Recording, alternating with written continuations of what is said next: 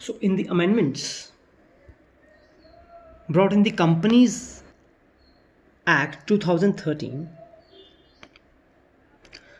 according to Nirmala Sitharaman, the finance minister, the 23 offences out of 66 compoundable offences under the Act would be recategorized. 7 compoundable offences be omitted. And the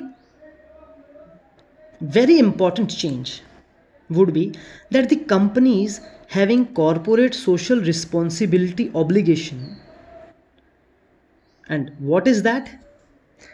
The CSR is a concept through which a company takes volunteer efforts in philanthropical programs and adopt businesses that benefit society. The Njeti Srinivas Committee was constituted to review existing frameworks of CSR and strengthen its ecosystem. So, the companies having obligation of less than rupees 50 lakh would be free from constituting a CSR committee. They do not have to constitute that. So, of course, obviously, for the startups, lower monetary penalties would be there for violations by them. And the most important is a new section, that is 129A, is to be included, that will be dealing with unlisted companies. So next is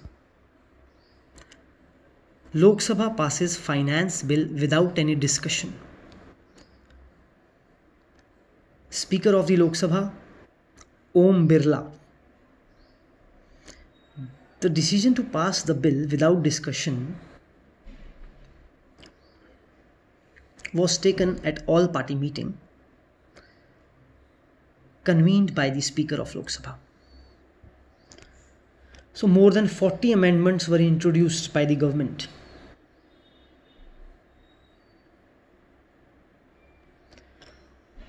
The amendments cover taxation of petrol and diesel, definition of tax residence, and clarifications related to dividend distribution tax. Next is BJP Rajya Sabha member Rakesh Sinha planned to move a resolution seeking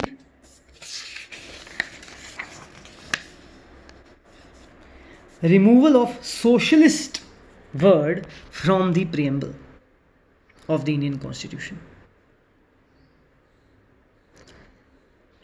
The preamble of India, we all know, declares that the India to be a sovereign, socialist, secular and democratic republic. Obviously, socialist, secular and integrity words were added to the Indian Constitution after the 42nd Amendment Act 1976. Before that,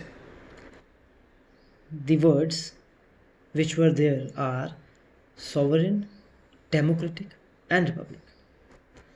So, Mr. Sinha says that socialist secular were inserted in the preamble as a part of 42nd Amendment, and that too was passed during the emergency imposed by Indira Gandhi. So these words were not much thought before including them in the Constitution. So he wanted to remove this word socialist from the preamble. So, in 2015, a controversy arose when an advertisement issued by Ministry of Information and Broadcasting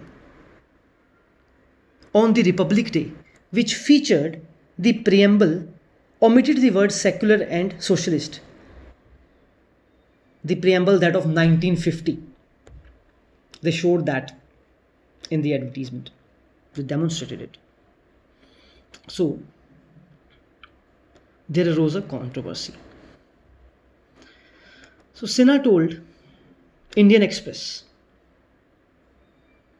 that socialism is now a redundant word, and also criticized that during the emergency period, without any discussion or debate in the parliament, the socialism word was included. Nalsar University's former vice chancellor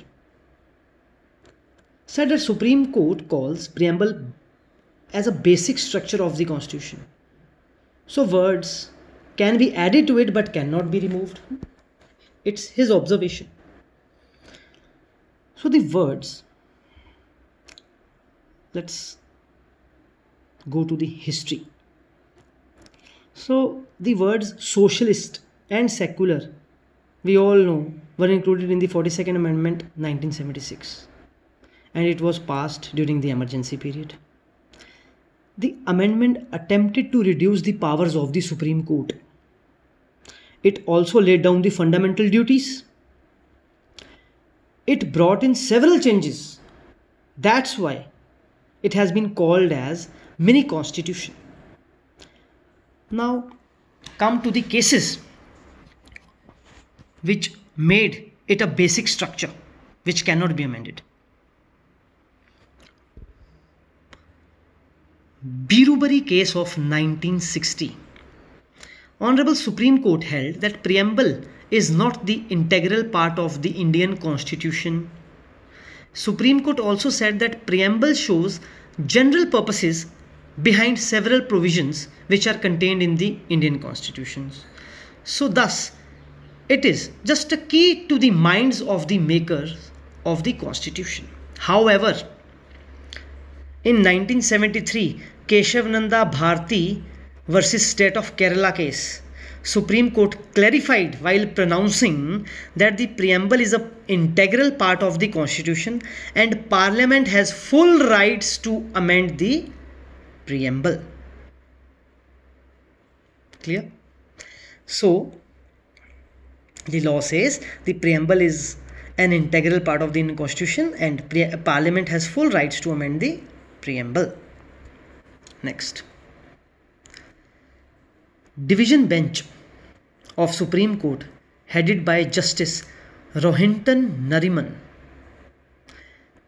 restrained Shyam Kumar from entering the assembly and also stripped him from remaining a minister. The Speaker of Manipur Legislative Assembly, 11th Manipur Legislative Assembly, Y. Khemchand Singh, failed to decide the disqualification petition on the grounds of defection, anti-defection law contained in 10th schedule, pending against Shyam Kumar within 4 weeks period. Hence, Supreme Court gave its order as the Speaker failed. So, in its order,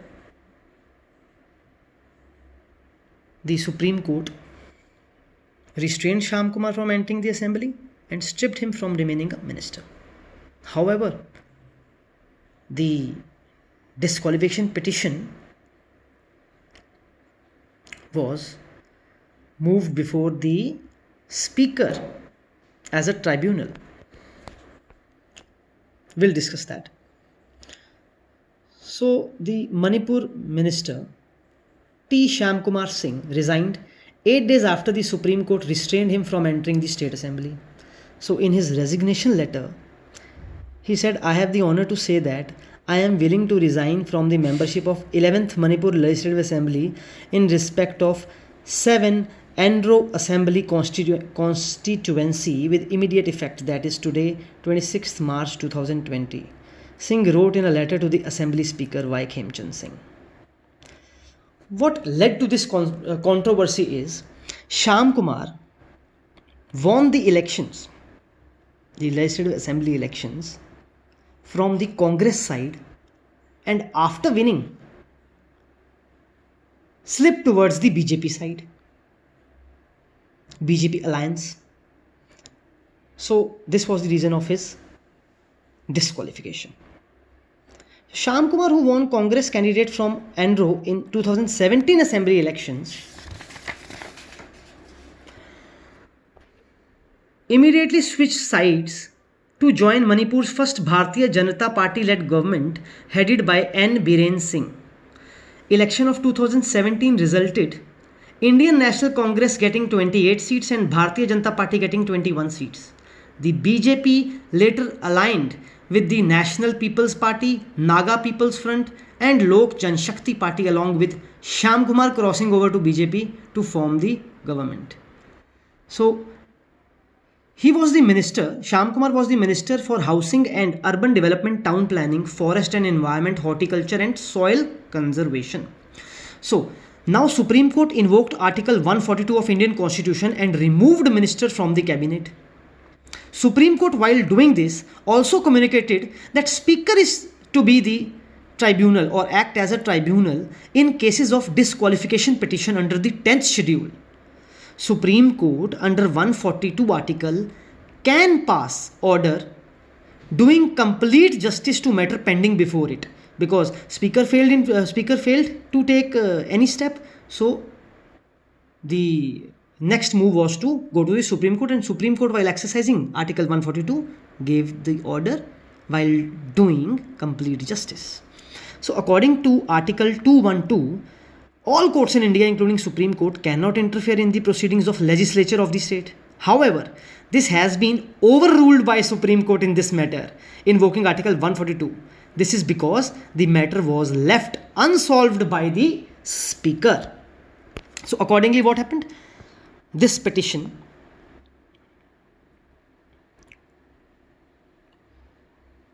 has been decided by the Speaker. So Manipur Legislative Assembly Speaker's Tribunal, constituted under the 10th schedule of Constitution of India, disqualification cases number 1 to 15 of 2018, paragraph 2 clause 1a of the 10th schedule of the Constitution of India, read with article 191 clause 2 of the Constitution of India, respondent ceases to be a member of the Manipur Legislative Assembly with immediate effect from 28 March 2020 till the expiry of the term of this assembly, that is 11th Legislative Assembly of Manipur. Aircraft Amendment Bill 2020. So Civil Aviation Ministry, including Directorate General of Civil Aviation, are to be transformed into a statutory bodies. So Civil Aviation Minister here is important, and he is Hardeep Singh Puri. He said that amendments would fulfill the requirements of International Civil Aviation Organization.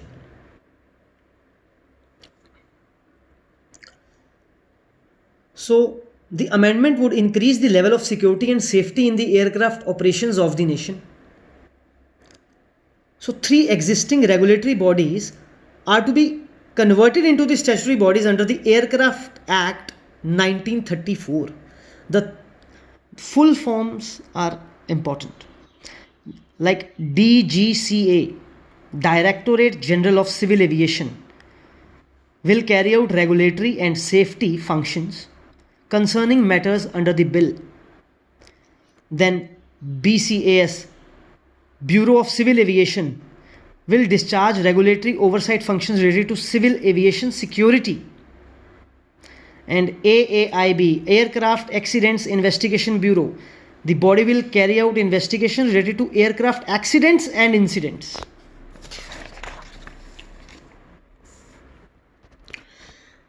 Next is Finance Minister introduces direct tax विवाद से विश्वास तक in Lok Sabha. Nirmala Sitharaman introduced a bill to provide mechanism for settle disputed tax cases to the tune of rupees 9.32 lakh crore. However, Congress leader Adhir Ranjan Chaudhary objected to the direct tax Vivad Se Vishwas Tak Bill 2020 by saying that it violates parliamentary tradition by using Hindi and English language.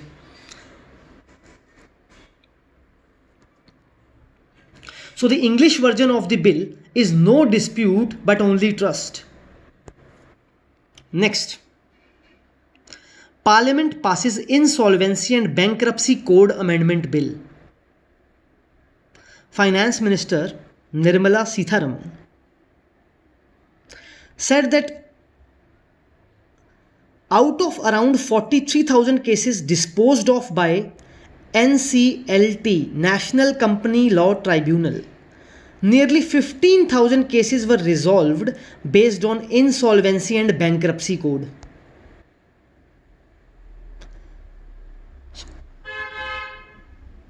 Nirmala Sitharaman also said that cases pertaining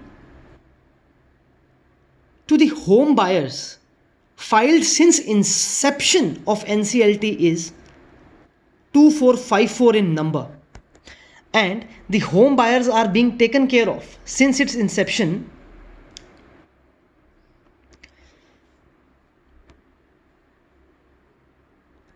And one of the most important thing is that Insolvency and Bankruptcy Code, which came into force in 2016, has been amended thrice so far.